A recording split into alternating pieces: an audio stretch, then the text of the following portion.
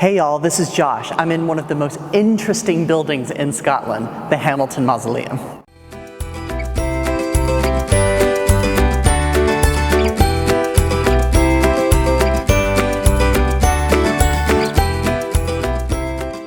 Alexander Hamilton was the 10th Duke of Hamilton and had a crazy life by today's standard. He was the Lord High Steward for William IV's and Queen Victoria's coronation. Not only that, but at one point he was the ambassador to Russia during the reign of Catherine the Great. This was a guy who moved around Europe. In addition to all of his official posts, Alexander Hamilton was on the board of trustees for the British Museum. This was because of, but also helped encourage his love of fine art. The original doors are cast in bronze and were 3/4 of a ton each. They've been taken down for conservation purposes, but now they rest inside of the chapel of the mausoleum itself. They're modeled off the doors of the Florentine baptistery, and as such, are covered with scenes from the Old Testament. He began construction of the neoclassical mausoleum in 1842. However, it was in 1858 that it finished.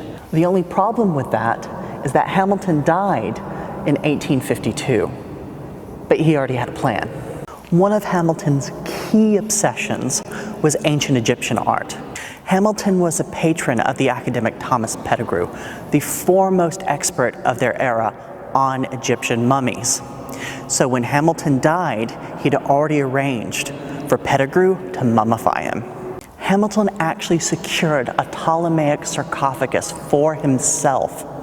The only problem is the sarcophagus was for someone who was 5'6" and he was 6'2".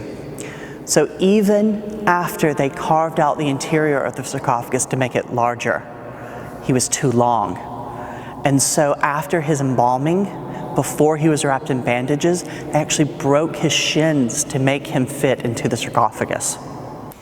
The sarcophagus rested in state on top of this marble plinth. You can still see the indentations on the top for where the sarcophagus sat.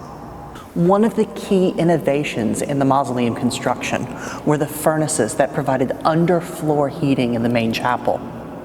To keep the aesthetic quality of the mausoleum, the chimneys were actually 200 meters outside of the back of the mausoleum, so you would not see the smoke rising as you approached it. When the crypts below the main chapel were completed, 17 of the 10th Duke's ancestors were moved into here, some who had died in the 15th century. Hamilton Palace, the 10th Duke's ancestral home, was torn down in the 20s. But the mausoleum itself had its own problems. Because of coal mining in the area, the building was starting to tilt and sink. Because of that, all the bodies in the crypt had to be moved out and buried elsewhere. They were taken to Hamilton Bent Cemetery, about 2 miles down the road. That means in Lanarkshire, there's a classical Egyptian sarcophagus buried somewhere.